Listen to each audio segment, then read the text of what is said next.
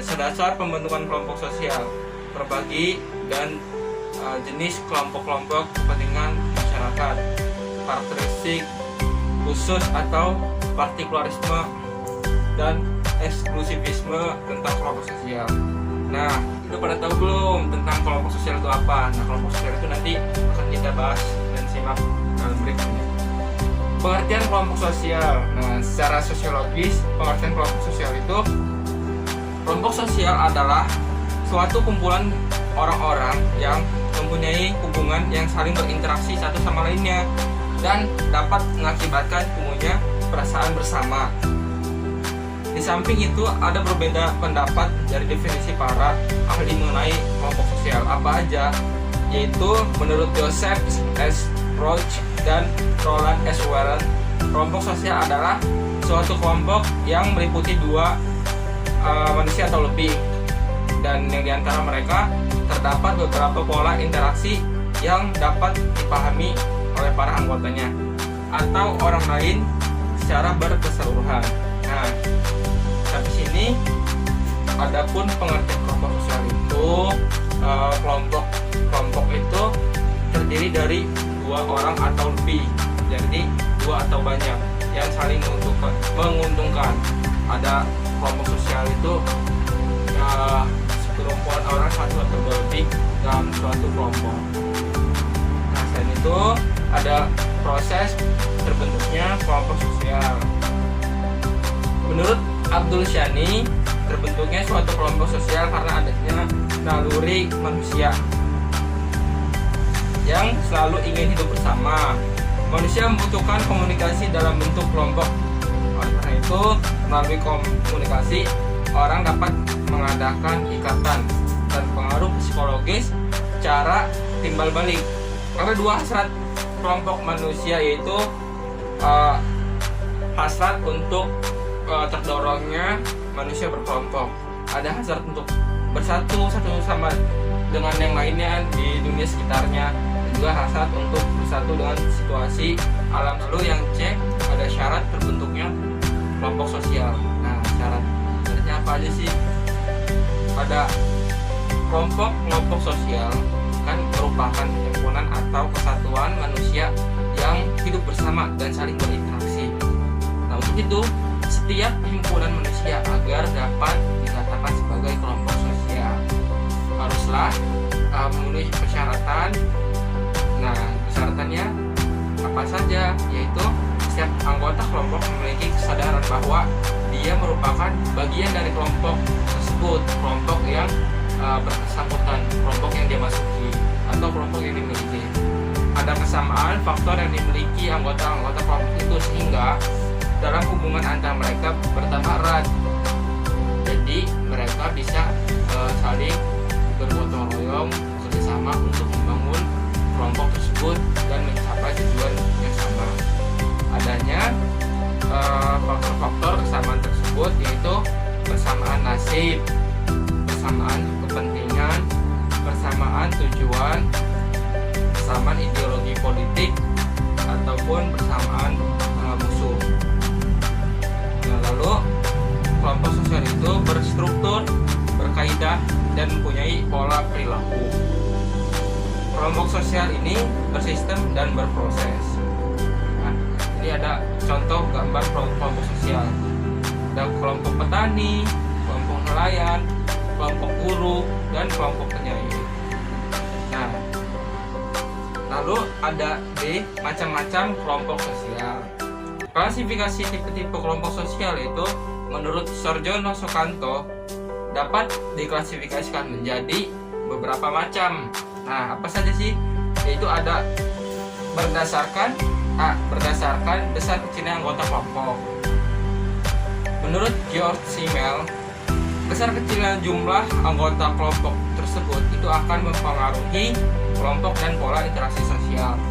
Dalam bentuk tersebut, dalam penelitiannya, Simmel memulai dari satu orang sebagai perhatian dari suatu hubungan kelompok sosial dan dinamika dinamakan monad. Kemudian monad dikembangkan menjadi 2 orang atau dyad dan 3 atau triad, dan kelompok-kelompok kecil semakin banyak jumlah anggota kelompoknya, maka pola interaksi juga berbeda. Nah, menarik disimak di sini berdasarkan juga semakin besar dan banyak kelompok semakin hebat dan juga semakin kompak kelompok tersebut. Nah, lalu yang B, berdasarkan derajat interaksi dalam kelompok. Derajat interaksi ini juga dapat dilihat dari beberapa kelompok sosial yang berbeda. Kelompok sosial seperti keluarga, rukun tetangga, masyarakat desa akan mempunyai kelompok yang anggotanya saling mengenal dengan baik, face to face. Group things. Hal ini berbeda dengan kelompok sosial seperti masyarakat kota, perusahaan atau negara, di mana anggota-anggota tidak mempunyai hubungan erat. Berdasarkan kepentingan di wilayah, sebuah masyarakat setempat, community merupakan suatu kelompok sosial atas dasar wilayah yang tidak mempunyai kepentingan tertentu. Sedangkan association adalah sebuah kelompok sosial yang dibentuk untuk memenuhi kepentingan tertentu. Lalu berdasarkan kelangsungan kepentingan, adanya kepentingan bersama merupakan salah satu faktor yang menyebabkan terbentuknya suatu kelompok sosial. Suatu kerumunan misalnya, merupakan kelompok yang keberadaannya hanya sebentar, hanya kepentingannya saja yang tidak berlangsung lama. Namun sebuah asosiasi mempunyai kepentingan yang tetap.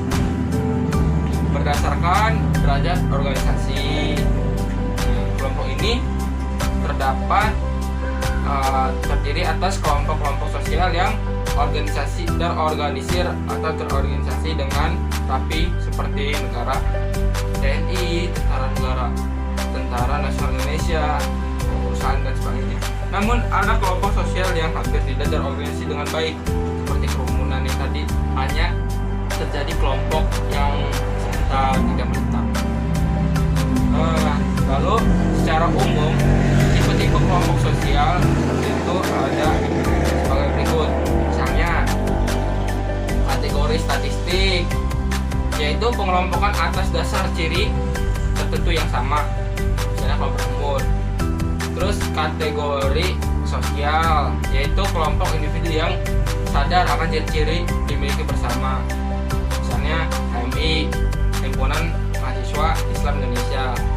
Lalu ada kelompok tidak teratur dan kelompok organisasi formal.